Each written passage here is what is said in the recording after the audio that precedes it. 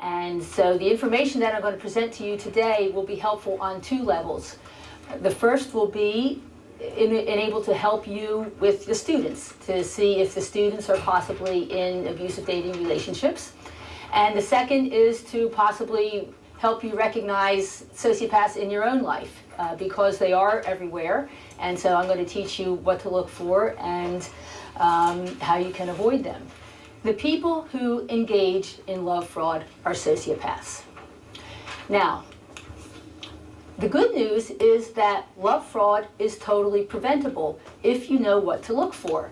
So the fact of the matter is, most people actually see the warning signs of love fraud, but don't know what they mean.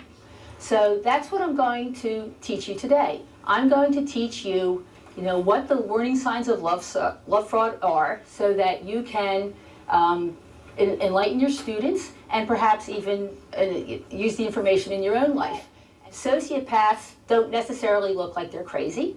They look normal, they look average, some are handsome, some are ordinary, and they know exactly what they're doing. Sociopaths are not delusional. They know what they're doing hurts people and they don't care. Okay, so why should you care? Well, one place in which it is very possible to meet a sociopath is in a romantic relationship. Sociopaths in romantic relationships are always abusive in some way. And most of them begin their lying, deceit, and manipulation in high school. This is why it's important that young people know about this. Love fraud's research has shown that people who get involved with antisocials and sociopaths at a young age suffer far more harm than those who meet people at an older age. I mean, I was 40 years old when I met my ex-husband, but people who get involved at a younger age, you can see what happens. The older people, 29% suffer physical abuse compared to 49% of the younger group. 30% get their life threatened compared to 44% of the younger group. And about 34% consider suicide as a way out of the situation compared to 47% of the younger group.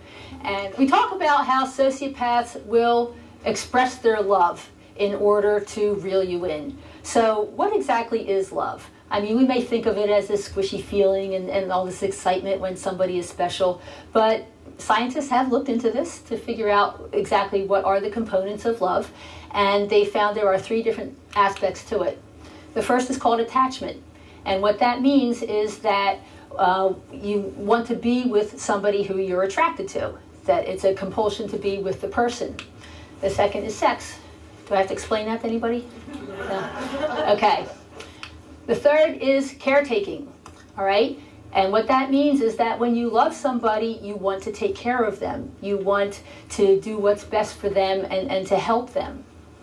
Now, sociopaths do experience the first two parts. They do experience attachment, and they certainly want sex, but they have no ability to take care of people, okay? They really do not care about anybody else's situations or needs or desires other than their own. Sometimes it does evolve into dating violence, and the dating violence statistics are pretty scary.